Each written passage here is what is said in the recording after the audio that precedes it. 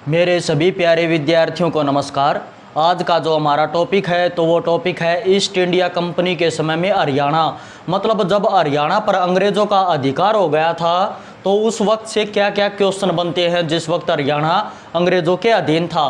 तो सबसे पहले हम बात करते हैं कि हरियाणा अंग्रेज़ों के अधीन कब हुआ। तो अगर हम बात करें कि हरियाणा अंग्रेज़ों के अधीन किस संधि के तहत हुआ था तो वो था सुरजी अंजन गाँव की संधि। सुरजी अंजन गाँव की संधि, सुरजी अंजन गाँव की संधि। अगर एक संधि की बात करें कि किस संधि के तहत हरियाणा अंग्रेजों के अधीन हुआ था तो सुरजी अंजन गाँव की संधि। और ये जो सुरजी अंजन गाँव है ये महाराष्ट्र में पड़ता है और सुरजी अंजन गाँव संधि हुई थी 1803 में। किस किस के बीच? अंग्रेजों और मराठों के बीच। ये भी पूछ लेते हैं कि ये संधि किस किस के बीच हुई थी? अंग्रेजों और मराठों के बीच। और एक बार एग्जाम में क्वेश्चन पूछा था कि सुरजी अंजन गाँव की संधि किस मराठा ने की थी, तो मराठा के जो मराठा था उसका नाम था दौलतराव सिंधिया। दौलतराव सिंधिया, दौलतराव सिंधिया ने अंग्रेजों से संधि की थी, सुरजी अंजन गाँव की संधि। और इस संधि के तहत हरियाणा अंग्रेजों के अधीन हो गया था। लेकिन हरियाणा पूर्णतः अंग्रेजों के अधीन हुआ था 1809-10 में। अगर क्वेश्चन पूछे कि हरियाणा पूर्णतः अंग्रेजों के अधीन कब हुआ तो पूर्णतः अंग्रेजों के अधीन हरियाणा 1809-10 में हुआ था। और अगर क्वेश्चन पूछा जाए कि किस मुगल बादशाह के समय हरियाणा अंग्रेजों के अधीन हुआ तो शाह आलम के समय। ठीक है, जो मुगल बादशाह था जिसका नाम है शाह आलम या शाह आलम द्वितीय के समय। ठीक है, शाह आलम द्वितीय के समय। और ये 17वें नंबर का मुगल बादशाह था, 17वां। ठीक है, इसके समय। अब इम्पोर्टेंट क्वेश्चन ये बनता है कि 1809-10 में हरियाणा अंग्रेजों के अधीन हो गया था पूर्णतः। तो जिस वक्त हरियाणा अंग्रेजों के अधीन हुआ तो उस वक्त अंग्रेजों ने 1809-10 में एक घोषणा की थी। 1809-10 में तो क्वेश्चन पूछेंगे कि अंग्रेजों ने हरियाणा की हर रियासत पर अधिकार करने की घोषणा कब की। तो 1809-10 में अंग्रेजों ने हरियाणा की हर रियासत पर, हरियाणा के अंदर जो रियासतें होती थी, हरियाणा की हर रियासत पर अधिकार करने की घोषणा, अधिकार करने की घोषणा की थी। तो अंग्रेजों ने हरियाणा की हर रियासत पर अधिकार करने की घोषणा की थी 1809-10 में। इस पॉइंट को भी आप अच्छे से नोट कर लेना, क्योंकि अंग्रेज चाहते थे कि हरियाणा पर पूर्णतः अधिकार हो, हरियाणा के अंदर जितनी भी जो रियासतें हैं वो भी उनके अधिकार में आ जाएं। ठीक है, अब हम बात करते हैं कि 1806 की। 1806 में हरियाणा के अंदर जो वर्तमान में करनाल जो जिला है, तो क्वेश्चन पूछेंगे कि जो करनाल है, करनाल की स्थापना अंग्रेजों द्वारा कब की गई। तो 1806 में अंग्रेजों ने करनाल की स्थापना की। 1806 में अंग्रेजों ने करनाल की स्थापना की। और 1806 में ही एक रियासत होती थी जिसका नाम है पटौदी। पटौदी रियासत, पटौदी जो गुरुग्राम के अंदर पड़ता है। ठीक है, तो 1806 में अंग्रेजों ने करनाल की स्थापना की। और 1806 में जो पटौदी रियासत है उसकी स्थापना फैज तलब खां ने की, फैज तलब खां द्वारा की गई। तो इस पॉइंट को आप अच्छे से नोट कर लेना। ठीक है, 1806 में पटौदी रियासत की स्थापना फैज तलब खां द्वारा की गई और 1806 में करनाल की स्थापना अंग्रेजों द्वारा की गई। ठीक है, तो इस टॉपिक से भी बहुत सारे क्वेश्चन एग्जाम में पूछे जाते हैं कि जिस वक्त हरियाणा अंग्रेजों के अधीन था तो उस वक्त से क्या क्या क्वेश्चन बनते हैं हरियाणा से। अब हम बात करते हैं 1819 की। यह सन पूछा जाता है। 1819 में अंग्रेजों ने हरियाणा को कितने डिवीज़न में बांटा था। तो 1819 में हरियाणा को अंग्रेजों ने 3 डिवीज़न में बांट दिया था, 3 डिवीज़न में।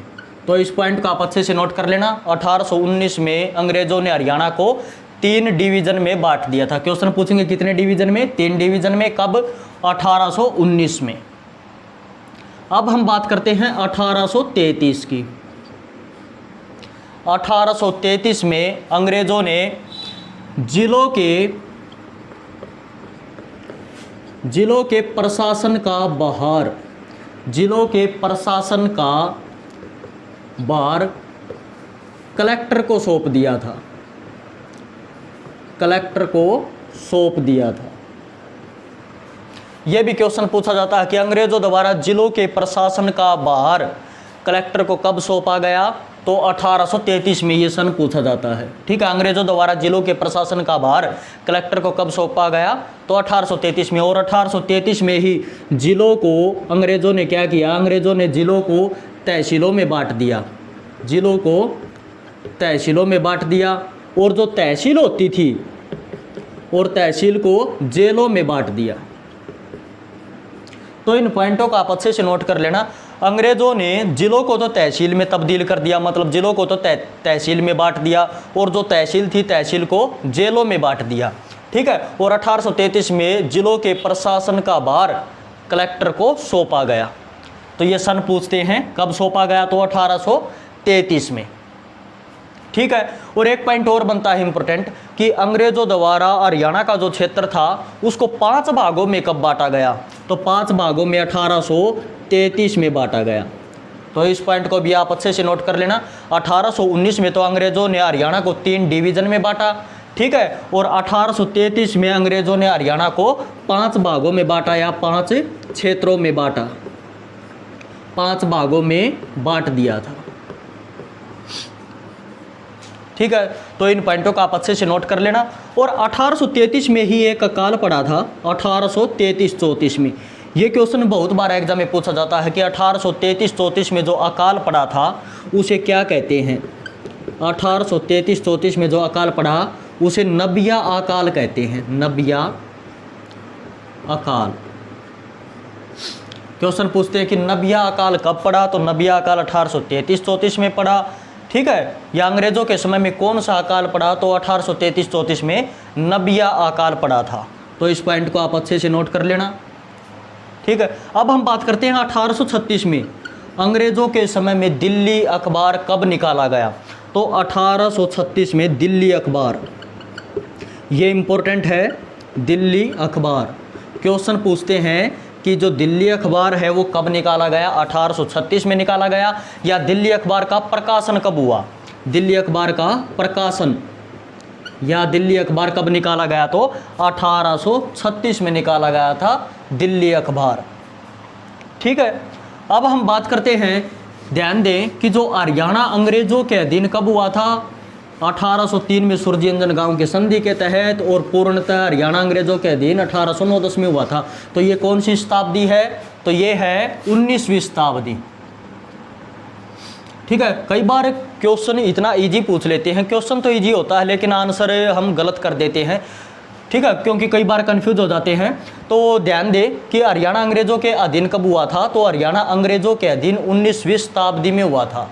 ठीक है, क्योंकि 1803 में सूरजयंजन गांव की संधि हुई थी, 1809-10 में हरियाणा पूर्णतः अंग्रेजों के अधीन हुआ था। तो ये कौन सी शताब्दी है, ये 19वीं शताब्दी है। तो इस पॉइंट को आप अच्छे से नोट कर लेना।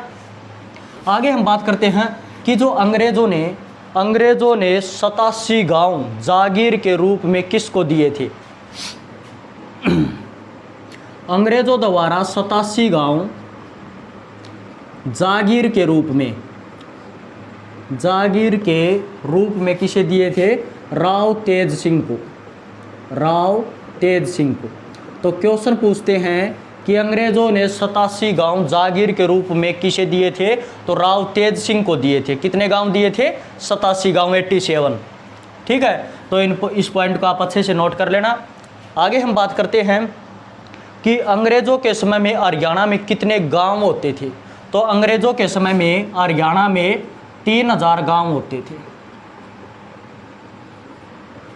अंग्रेजों के समय में हरियाणा में कितने गांव होते थे, 3000 गांव होते थे।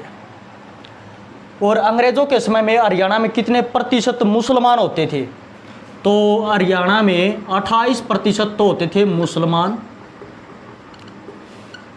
28% मुस्लिम और 70% हिंदू होते थे।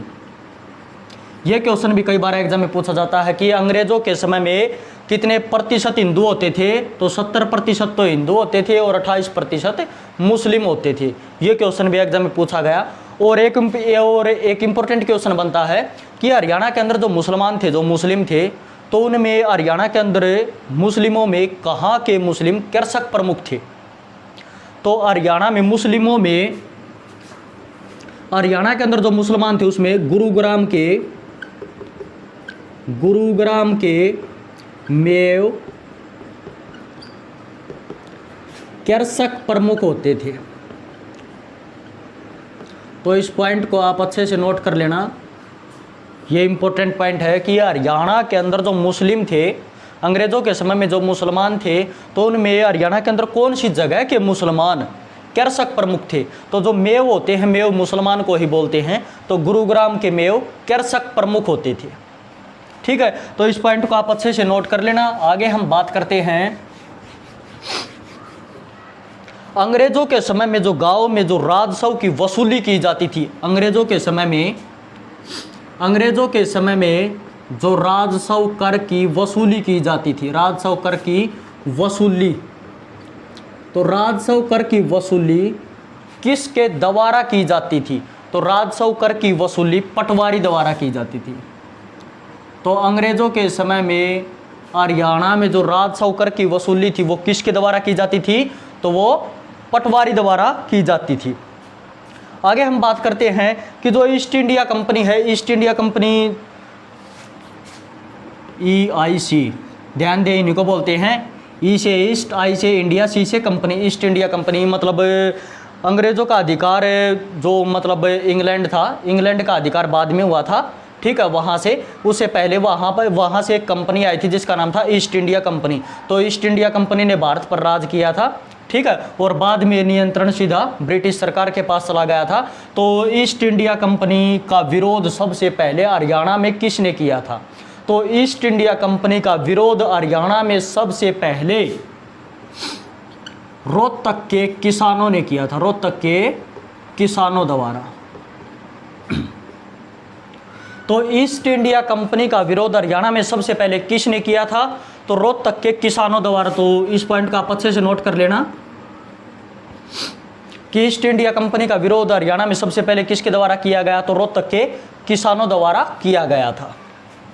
आगे हम बात करते हैं कि जिस वक्त हरियाणा अंग्रेजों के अधीन था तो उस वक्त किस भगवान की पूजा होती थी? तो सर्वाधिक हनुमान की पूजा होती थी, हनुमान जी की या बजरंगबली की। ठीक है, जिस वक्त हरियाणा अंग्रेजों के अधीन था उस वक्त हनुमान जी की पूजा होती थी। और जिस वक्त हरियाणा अंग्रेजों के अधीन था उस वक्त किस जाति को सम्मानित जाति माना जाता था, या सर्वश्रेष्ठ जाति माना जाता था, या सम्मानित जाति या सम्मान के योग्य जाति माना जाता था या समझा जाता था? तो वो थी ब्राह्मण।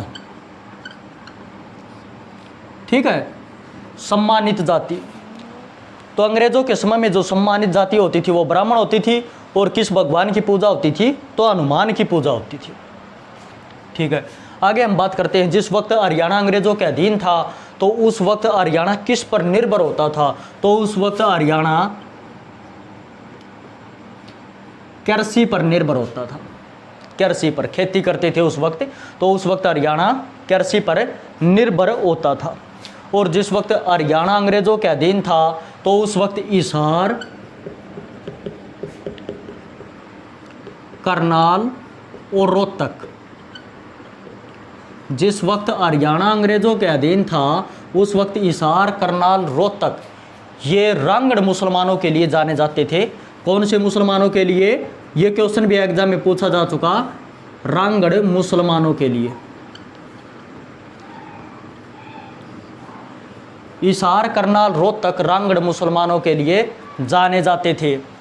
ठीक है, रांगड़ मुसलमान, रांगड़ मुसलमान का मतलब है ये मूलतः ये जो रांगड़ मुसलमान हैं, क्योंकि जो हरियाणा के अंदर जो मुसलमान हैं ये पहले हिंदू थे, इनको ज़बरदस्ती मुसलमान बनाया गया था। जैसे कि 14वीं शताब्दी में जो फिरोज शाह तुगलक है, फिरोज शाह तुगलक ने हरियाणा के अंदर ज़बरदस्ती हिंदुओं को मुसलमान बनाया था। ठीक है, तो ये हिसार, रोहतक, करनाल, हिसार, रोहतक, करनाल को रांगड़ मुसलमानों के लिए जाने जाते थे। अंग्रेज़ों के समय में जो रांगड़ मुसलमान है ये मूलतः राजपूत होते थे। अगर क्वेश्चन पूछे कि हरियाणा के अंदर जो रांगड़ मुसलमान हैं ये मूलतः क्या हैं, तो मूलतः राजपूत होते थे। ठीक है, आगे हम बात करते हैं कि अंग्रेजों के समय में कौन सा अंक था जिसको अशुभ माना जाता था। तो 313 अंक को अशुभ मानते थे। अंग्रेजों के समय में 313 अंक को अशुभ मानते थे। इस पॉइंट को आप अच्छे से नोट कर लेना, ठीक है। और जिस वक्त हरियाणा अंग्रेजों के अधीन था उस वक्त जो बिजाई की जाती थी, खेतों में जो अनाज उगाया जाता है, जो बोया जाता है, वो किस दिन बोया जाता है, किस दिन बिजाई की जाती है, ये क्वेश्चन भी एग्जाम में पूछा जा चुका। तो वो वार है बुधवार। बुधवार को बिजाई की जाती थी, ठीक है। अंग्रेजों के समय में किस दिन बिजाई की जाती थी, तो बुधवार को बिजाई की जाती थी। और एक बार एग्जाम में क्वेश्चन आया कि जो बैल होते हैं, बैल की किस दिन छुट्टी होती है, तो बैलों द्वारा हल जोता जाता है, तो बैलों द्वारा किस दिन हल नहीं जोता जाता, किस दिन बैल की छुट्टी होती है, ये क्वेश्चन हरियाणा के एग्जाम में पूछा जा चुका। तो अमावस्या के दिन, अमावस्या के दिन जो हाड़ी होता है, जो हल चलाता है, ठीक है, वो बिल्कुल हल नहीं चलाता। अमावस्या के दिन, उस दिन बैलों की छुट्टी होती है और ये क्वेश्चन एग्जाम में पूछा जा चुका। और जो बिजाई होती है, बिजाई बुधवार को की जाती है, जो खेतों में जो अनाज बोया जाता है का। ये हमारा टॉपिक है कि ईस्ट इंडिया कंपनी के समय में हरियाणा, यानी कि जिस वक्त हरियाणा अंग्रेजों के अधीन था उस वक्त से क्या क्या क्वेश्चन बनते हैं। तो सभी क्वेश्चन ये इंपॉर्टेंट हैं और एग्जाम में क्वेश्चन पूछे भी जा चुके हैं ये सभी क्वेश्चन। तो अच्छे से आप इस टॉपिक को नोट कर लेना। और अभी तक हमारे चैनल को सब्सक्राइब नहीं किया है तो चैनल को सब्सक्राइब कर लेना। और एक पॉइंट मैं आपको और बताता हूँ, अभी जो 15 अगस्त जो स्वतंत्रता दिवस था 2022, तो 15 अगस्त को जो स्वतंत्रता दिवस मनाया गया, इसमें भी बहुत सारे बच्चे जो कन्फ्यूज होते हैं कि जो 15 अगस्त 2022 को जो स्वतंत्रता दिवस मनाया गया, ये कौन से नंबर का स्वतंत्रता दिवस था। अगर क्वेश्चन एग्जाम में पूछा जाए तो ये था 76वां। और ये इंपॉर्टेंट पॉइंट है, तो आप अच्छे से नोट कर लेना। अगर क्वेश्चन पूछे कि कौन सा स्वतंत्रता दिवस मनाया गया, तो ये 76वां स्वतंत्र दिवस मनाया गया। 76वां स्वतंत्रता दिवस, ठीक है। कई जगह 75वां दिखाते हैं, तो ध्यान दें कि 15 अगस्त 1947 को भारत आज़ाद हुआ था, ठीक है। जो पहला स्वतंत्रता दिवस है, पहला स्वतंत्रता दिवस 15 अगस्त 1947 को मनाया गया था। तो पहला स्वतंत्रता दिवस 15 अगस्त 1947 को मनाया गया था। तो 15 अगस्त 2022 को जो स्वतंत्रता दिवस है, ये है 76वां स्वतंत्रता दिवस। अब जो 75वां दिखाते हैं कई बार, तो वो 75 साल पूरे हुए हैं, ठीक है। क्वेश्चन पूछे कि आज़ादी को कितने वर्ष पूरे हो गए हैं, भारत आज़ाद हुए कितने साल हो गए हैं, तो 75 साल, ठीक है। अगर साल की बात करें तो 75। अगर स्वतंत्रता दिवस कौन से नंबर का बनाया गया, तो 76वां स्वतंत्रता दिवस मनाया गया है। और कितने साल पूरे हो गए आज़ादी को, तो 75 साल। ये 75वीं वर्षगांठ मनाई गई है कि जो 75 साल पूरे हुए हैं भारत को आज़ाद हुए, तो 75वीं वर्षगांठ, ठीक है, 75वीं वर्षगांठ मनाई गई है। और जो स्वतंत्रता दिवस है वो है 76वें नंबर का स्वतंत्रता दिवस मनाया गया है। ये करंट अफेयर का क्वेश्चन है, आगामी जितने भी एग्जाम होंगे उनमें ये क्वेश्चन पूछा जाएगा। तो इस पॉइंट को आप अच्छे से नोट कर लेना, ठीक है, और स्क्रीनशॉट ले लेना। जय हिंद, जय भारत।